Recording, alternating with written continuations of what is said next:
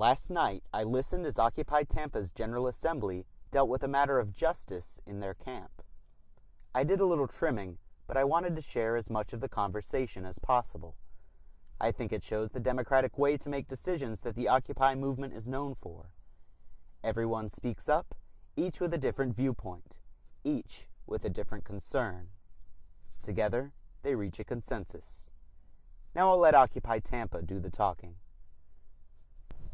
Whether we like it or not tonight, guys, we do have to make a decision on whether or not Tennessee gets to come back and live here. The 3-day exile period is over. He has told me that he wants to come back. I'll very briefly lay out the situation for those of you who do not know.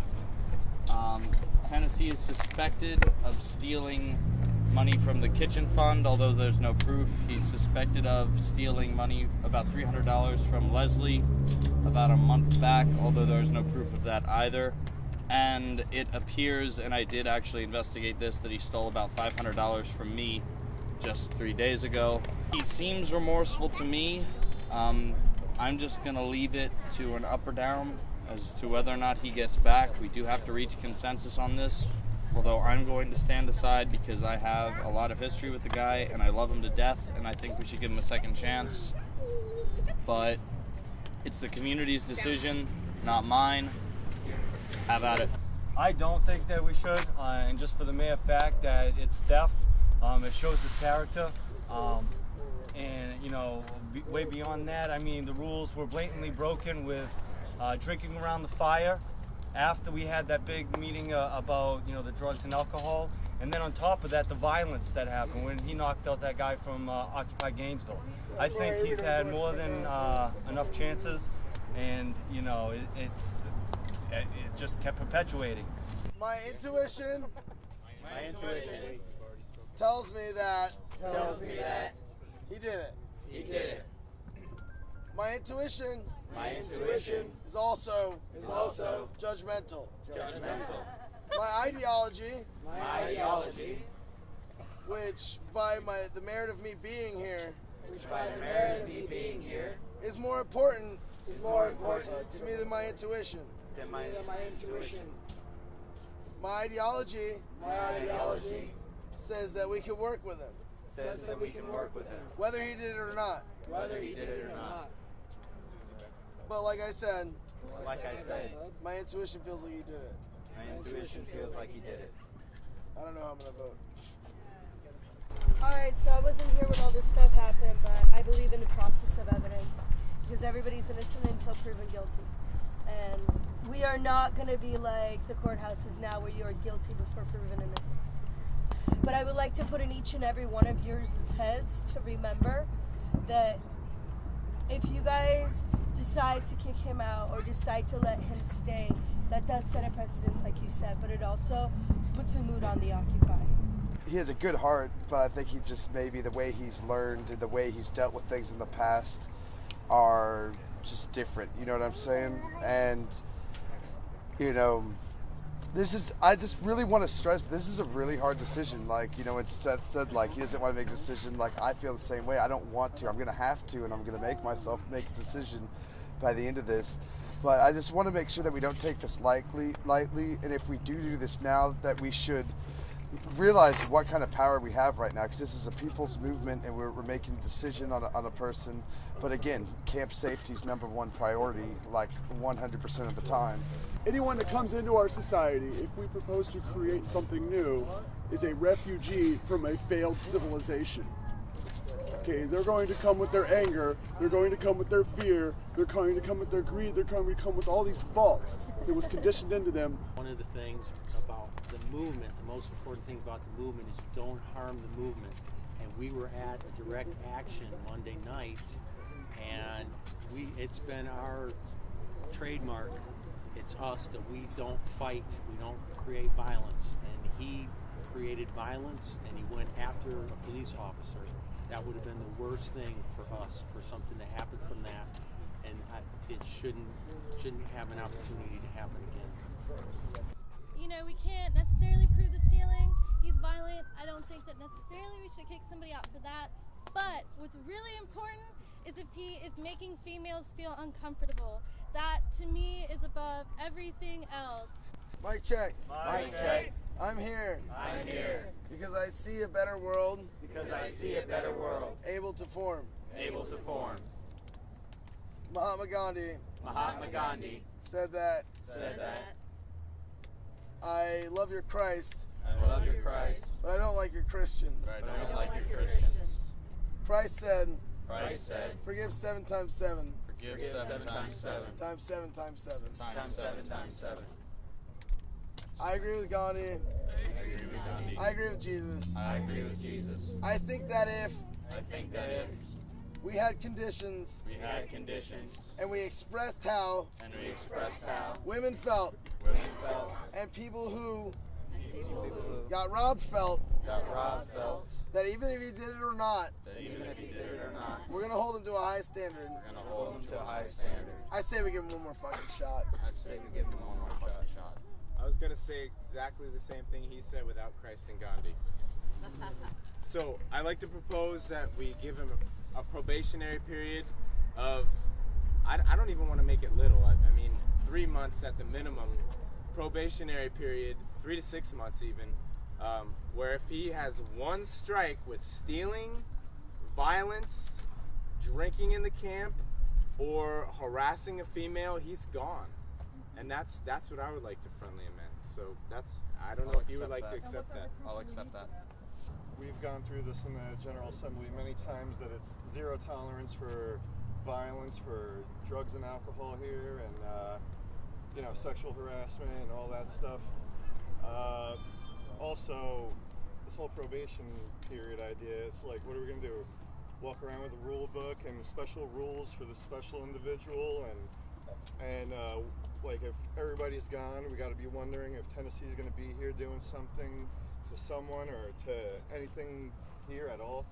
Maybe you might flip out. I'm not like a person that lives in fear or anything, but and if someone new comes here and he grabs them the wrong way or something like that, it's like, oh, that was the 75th strike he had, and we just subjected someone else to him when we already knew it was a problem. Like, oh, sorry, we knew he was a problem, but we gave him one more chance.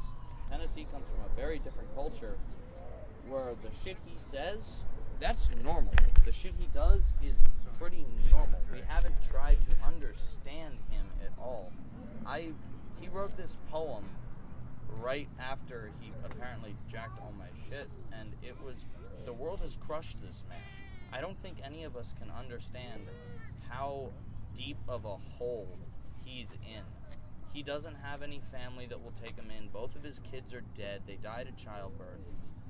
He's in a hole deeper than anything anybody here can imagine, and I don't think we really have room to judge him for being as bad as he is, because he's just been pressed down and down and down, and this is the first family he's ever really had, and he's gonna make a shit ton of mistakes, and we have to help him. We're a family around here. We all live together, for God's sakes. We gotta think about that. Tyrone, I mean, he did the same thing to women. We exiled him. I mean, it wouldn't be no different than, understand, we exiled him. I'd feel racist. Yeah. On that point. I mean, we exercised him for his doing the same thing that Tennessee was doing, and if we let him back in, I can see it as racist. I don't feel like Occupy Tampa's General Assembly needs to be having this conversation. This is something that people need to talk about in a work group, about how we deal with people who are problematic. This is something we need to talk about as individuals. We're talking about the direction of the movement and anything that harms the movement, and violence during a direct action endangers the movement, and that's what he did Monday night. I think everything I've heard everyone say, even on both sides of the argument, they're all good, valid points. But I think everyone should take everything into consideration. But I think maybe what you should do, so when new people come here and you're not talking about this at a GA and stuff like that, and so you don't have to deal with this problem with each individual, I think maybe you should, for like the next maybe 2 weeks or something, start a working group or committee or something that's going to basically come up with a process to deal with problems like this. and that way, and just have it, in writing, and that way people can't say that they're being treated differently than other people, and that way you don't have to do this stuff like this every time this shit happens.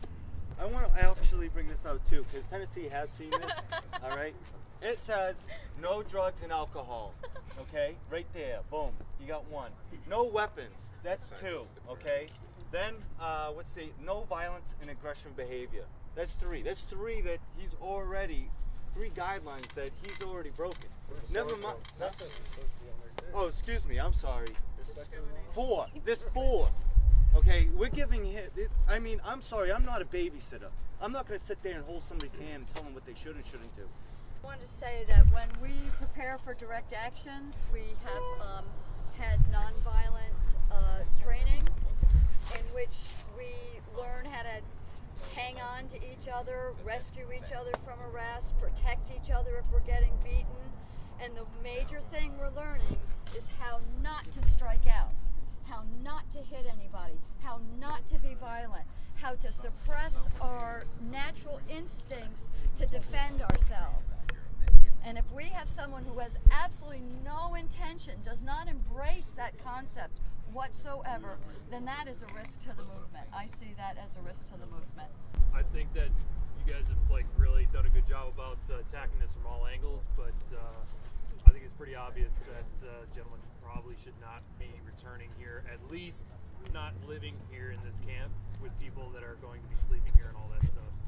So that's my thing. It's not the rule that was broken, it was the lack of respect for your fellow occupiers. And that's got to be paramount, because we're here to save the world, and we've got to be the example of what we want to be. They went back and forth for well over an hour. Eventually, everyone had said everything there was to say. It was time for the vote and the verdict. Proposal thus far is to allow Tennessee to return to camp with a 6-month probationary period, allowing for a single infraction, and if that infraction occurs, permanent exile.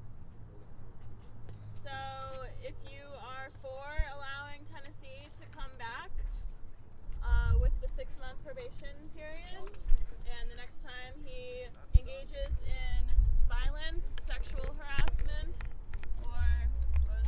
or stealing, or drinking, or anything else that we've decided that we're not supporting here, please put your fingers up.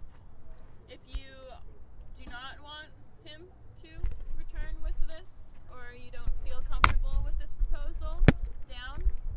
And if you're not so sure and you don't really care, in the middle. So can everyone give me feedback how you feel? Oh, all right. You know what? I'm looking. I'm checking my vote. Okay.